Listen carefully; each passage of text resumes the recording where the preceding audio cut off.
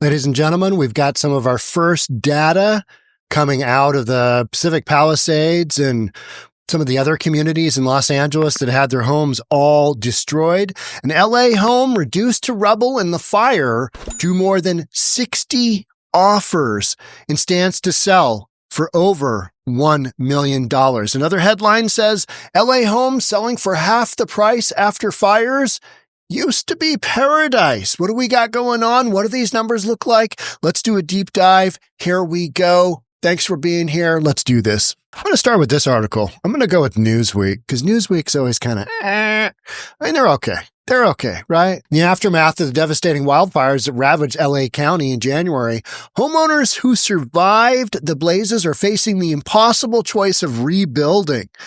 They can cover the enormous expenses and can rely on their insurer's money or selling their properties at a significant loss. Is it a significant loss? Yes, but it's also just the value of the home now that it's just a piece of dirt. Had they had the improvements pre-fire? Yeah, absolutely more. But you can't compare now to back then. That's why point in time is such an important part of real estate. When did you sell it? Before the fires or after the fires?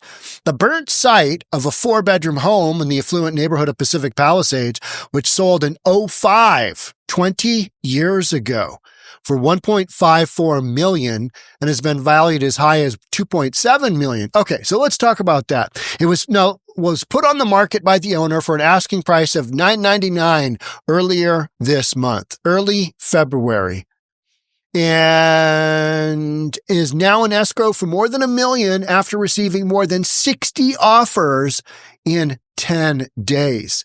So $1.54 million in 2005. Don't really care about that number. That's a historic date, but 20 years has gone by. That market's gone up and down, mainly just up, right? And has been valued as high as $2.7 million. Okay. The $2.7 million, that is a Zillow number. What is Zillow good for? Having a conversation, meaning, here's what Zillow says my house is worth. Now, if you want a real number, go get a real estate broker. Go get an appraiser. Get somebody with some actual credentials. How many home loans have been made using Zillow? None. Not allowed. Why? Because it's not really a valuation that holds any weight whatsoever. Zillow covers values for every home in the United States. And they get a number down, but that doesn't mean it's accurate. And most of the time, they're not accurate. So if Zillow says it's for as high as $2.7 million, then what is it? $3.5 million, maybe $4 million? Because in these markets where they don't have a ton of data and there just haven't been a ton of sales in the Pacific Palisades, where they don't have a lot of data, they're wildly, wildly inaccurate because they have to guess based on their algorithms, right? So you got a home worth maybe $4 million and it went from $999, 60 offers, way over list price is what I'm rating. So let's call it $1.5 million. So $1.5 million to $4 million in value. I mean, we're just throwing out numbers. We're just spitballing here, right? Yeah, that is way less than half the value that it probably was pre-fire. So it's maybe a third. They're getting maybe a third. But the fact of the matter is they're getting out, right? They're getting out of this situation. So it's now in escrow for more than $1 million after receiving more than 60 offers in 10 days. Because there's another instance of something put on the market, and we're going to read it. Went $1 million over list price. A finished home that was not destroyed, $1 million over list price. So you've got all of these, motivators for people. You've got lack of supply. Hey, we need a house right now. And the fact that this house that we're buying after the fires didn't burn down during the fires, that tells us that maybe down the road, this home won't burn up either. People are betting on these homes, even though they just burned down. All right, maybe California will make us build it with some materials that don't catch on fire. Maybe we'll put rooftop sprinkler system on, like some believe would do the trick. Maybe it would. I don't know. I'm no fire prevention expert. Maybe, I don't know. How about this one, folks? What about this? Cutting the brush down in the timber areas. What about that? What about cleaning up along your overhead power lines? What about cleaning up underneath that line? What about cleaning? What about doing? Oh, we can't do that. You might impinge on the spotted owl. That's the one I always use because that's what I grew up hearing. Wipe your rear end with the spotted owl. That was the song. So great. So great. Speaking on a recent Bloomberg Businessman's podcast, co-host Tim Stenovec commented on the home sale saying that the owner is getting much less than the home's pre-fire value rather than waiting to rebuild on the property that she's owned for 20 years. Doesn't want to wait. Doesn't want to wait. You've got massive, massive restrictions on what you can build. You're going to have to get an architect. You're going to have to get a builder. You probably don't have the amount of insurance. You may not have insurance. You're just basically looking to get out. You're looking to get out. How can I get out of this nightmare of a scenario? My home burned down. What do I do?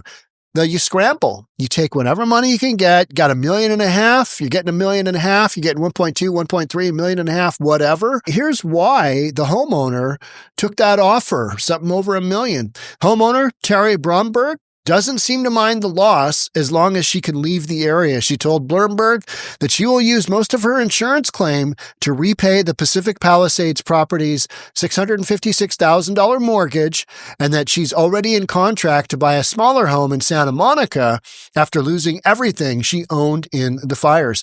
They're looking to get out. They're basically looking to get out. How can I pull the exit cord on getting out of my home burning down again in my lifetime? What can I do to extricate myself from this scenario? My daughter says that she doesn't want to go back and live in the hills. It was too scary, Bromberg, who is nearing 70, said. It used to be paradise. Eventually it will return, but just not with this batch of people, right? Not with this batch of people. What this makes clear is that not all homeowners in the area will decide to stay and rebuild their homes destroyed by the fires. These are people already hitting the eject button. You got to wonder what happens in this area in terms of rebuilding. Who ends up staying? Who ends up rebuilding? What the insurance market will look like to get those homes insured? What it comes down to, folks, is money. Who's got the deepest pockets? Who's living somewhere else in their 6th or their 7th home? And they're like, oh yeah, you've got to rebuild that Pacific Palisades thing. Honey, can you get the architect on the phone? And these are people worth 100 million, whatever, 50 million, whatever it might be. They've got money to burn. They can make it happen. They've got power. They can make it happen. Everybody else, what can I do to get out of this deal? Meaning a home that's mortgaged, that's burned down, you still got to make the payment on. What can I do to move on with my life? Robert Schulman, the selling broker for Bromberg's property, told Bloomberg, I can just tell you generally that people selling are going to take a huge financial hit. That is what happens when you are buying and selling a home in not only a flood district, but a fire district or anything else with some external obsolescence that causes that value to depreciate. And a massive fire taking out 12,000, 16,000 homes, whatever it might be, read different numbers in different places, whatever that might be, it is not a good indicator of current values being propped up, right? I'm surprised they're getting more than $1 million because, okay, so they're going to rebuild. So say that home was worth, he said 2.7 with the Zillow estimate. So say that home depreciated as 3.5. What is new construction going to go for? If you could put something up and you could get you could get it built, get it done. Is that a $6 to $8 million price tag? $1.5 million is cheap for that piece of dirt, if those numbers make sense. I'm totally guessing here. I don't know what new construction would go for in this market, but we're about to find out because you're going to have some spec builders that go, yeah, I'll buy one of those lots. I'll put something up. I'll get it sold because they're banking on the fact that everything's already been burned up and the fact you're going to have another wildfire come through anytime soon before they get the home built and under contract and done. And they're going to be sitting in a decent position. Let's go back to the New York Post article. 60 offers, $1 million. Here's what it looks like. Okay, there's the house beforehand. Is that $3.5 million? Probably, right? Take a look here. Here's the brick you've got standing, another brick column here, and another brick column there on garage. That is literally what is left. And this might be another one on the far right-hand side that I think we can't tell over here with that going on. But yeah, look at that. I mean, standing, and then far corner of the garage. And then some of these trees are still left. I mean, some of this poor tree is left. I mean, just nuts. Now, the upside to this is if you're in real estate is you don't have to pay for all of that material to get hauled out. You might have some toxic waste disposal. You got all those chemicals from the plastics and everything that melted down. Maybe some asbestos in there if you got an old enough house. Most of these homes, it looks like they are newer. Whether or not they're going to be post asbestos, probably not. But, who's counting? Just don't inhale as you're taking bags of that stuff to the dump. Nobody's doing that. It's all hazmat, right?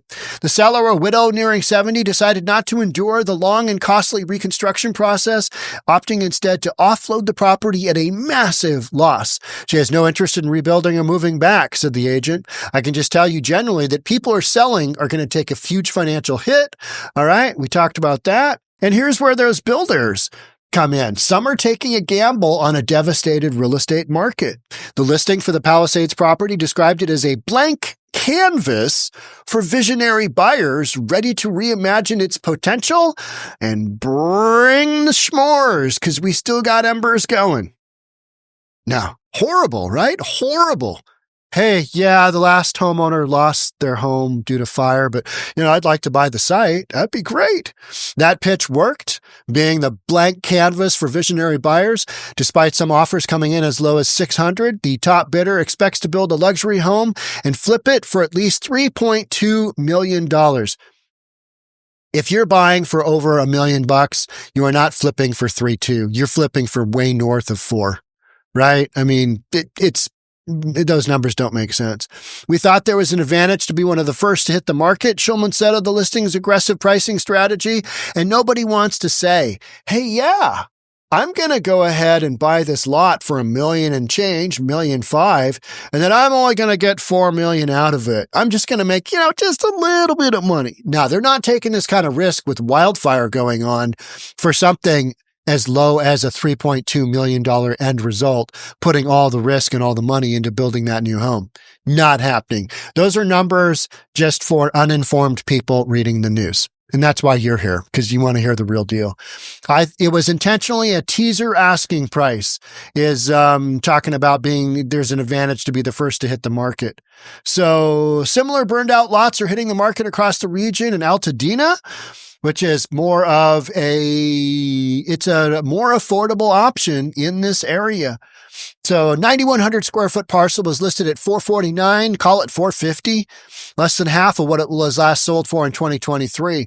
Another nearby lot originally priced at $899 was slashed to $649 in just a week. $250,000 price drop.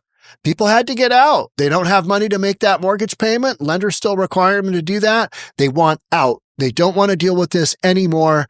Maybe they can afford to just take a massive, massive loss. And for whatever reason, they just drop it to something that makes sense and boom, they're out. Many sellers are making quick exits out of necessity. People who are making decisions quickly are the ones who need money, and that's their only option. That's why I say the only folks that are going to be left in this standing after a year or two are people that are loaded or people with incredible patience to deal with not only the Coastal Commission, but all of the other bureaucratic nonsense that will be there because this is California, in spite of what the governor says, in spite of what the mayor says, the mayor who was in Ghana when these fires happened. I mean, you're going to trust that individual? Oh, we're going to make this a great, easy, simple process for you. Nobody's believing them. So you got to deal with, massive governmental hassle. You can't get an architect. You can't get a builder. You can't get subcontractors. You can't even get excavators out there because there's such demand for them. The only people that are going to be able to make this go have a lot of money But that's who has ultimately lived in the Pacific Palisades anyway, right? Any of these upper end communities, that is who is going to be there. The, Altadena, you're going to have a lot of speculators in there because it's cheaper. It's more affordable. So you can get those lots and you're going to be able to put up a great spec home and make some money. Or people that want the area that wouldn't have wanted to pay those prices before, well, now they get to build their own dream home. You're going to have people stepping in on that because there are people that maybe live in the area, but figure, all right, we can rebuild. We'll take our time. We'll wait for this to blow over. We're going to land bank that for $500,000, for $750,000 or $1 million. We're going to land bank that, sit on that. We're going to build our dream home down the road and hope another fire doesn't take us out. Insurance coverage often falls short, especially with California's FAIR plan, which caps total residential coverage at $3 million. Let's talk about that for a second.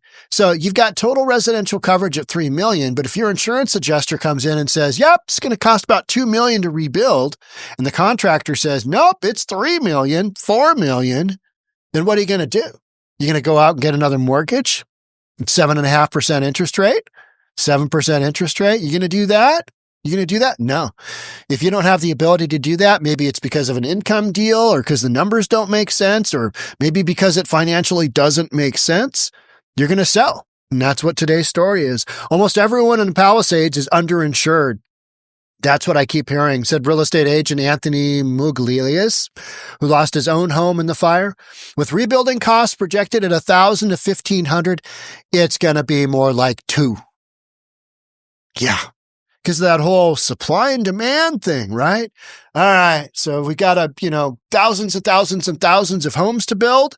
So therefore, I'm going to drop my prices on a per square foot basis just to be a nice guy contractor. That going to happen? No, they're already $1,000 a foot to build. That's not crazy for a big blue, city. To $1,500 per square foot, some homeowners are simply walking away. Older residents in particular are opting to sell. Can't blame them. Get me the F out of here. With over 20% of those affected in the Palisades and Eaton fires over the age of 65. 20%, 1 out of 5 homeowners. Boop, out. They're not going to want to deal with this. They're going to go get themselves a condo. They've been holding out because they love the neighborhood. They love the walking accessibility, all that stuff. They've lived there forever. But now that this event has happened, they're going to move on. They're not going to go, yeah, you know what? I want to spend the next decade of my life, my final golden years, just really grinding through a construction process of a home I don't need because it's so big and I don't have any kids at home, and a home that's costing me way more than it should, and it's taking me way longer to build than it should. Those homeowners are literally going to dip out in droves like the sales we're seeing here. Others, desperate for stability, are jumping into bidding wars for new homes. They want that site. We want to build it. We want to land bank it. We want to do whatever. Jethro Rothi-Cachet, whose Altadena property burned down, is weighing whether to rebuild, but in the meantime, he's already purchased another home. Somebody with money. Hey, my home over here is burned down, but I got a couple $1 million in the bank just sitting there waiting for something to do. It's a crazy market, he told the outlet, adding he paid $500,000 over asking. $500,000 over asking, and waived all contingencies to lock in the deal. It was about finding certainty where there is none. Somebody who can pay over $500,000 has got to have 25, 50 million net worth, something like that, and a bunch of it liquid, because you don't just stick an additional $500,000 into a deal unless you've got a certain level of liquidity, right? You just don't. So even as the dust settles, demand in the area remains sky high. That's the thing. Location, location, location, which is now morphed into timing, timing, timing. Did you buy before the fire or after? Yeah, I got it after. All right. What are you going to do with it? And that's the big question, right? I'm going to rebuild. Shulman recently sold a home near the evacuation zone just days after the fire broke out, listed at $3.2 million, and it went for $4.4 million in cash. This is after the fire near the evacuation zone. Hey, doesn't look like it burned down. I'll take it. And he's going to pay over $1 million over list. So this concept of people absolutely running away from opportunities in these fire zones is 100% incorrect. It's all a matter of at what price. It's like TV show stuff, not real life, he said. $1 million above asking. How many offers did that have? 100? 50? 25? All it takes is 2 bidders to run something up. I wonder what the highest over list price we've had. Probably the highest. We've never had anything go over $1 million here at Summit, but probably $500,000. I think during the run back in COVID, we saw stuff going $500,000. And, we're all just like, $500,000, who cares? Because if people have money, they're just willing to stroke that check and say, we'll take it. $500,000 to make that problem. My wife is complaining that we need a house to raise our children in. Well, let's give her one. Let's just make her happy. Happy wife, happy life, right? Cut that check because they got the money to do it. Same deal in this market. Cut that check, make it happen. $1 million over list. Who cares? Let's do this. That's California for you. That's California. That's any big blue city that has a massive shortage of housing and their prices are sky high because of all the things we've talked about. Wild stuff. Wild stuff. It's like a TV show. It's real life. Wild, right? All right. That's it for me on this one. Thanks so much for being here. We'll keep going with this storyline because this storyline has just began. This is just the beginning. Just the beginning. People looking to get out. All right. Thanks again. Catch up with you in the next one. Bye for now.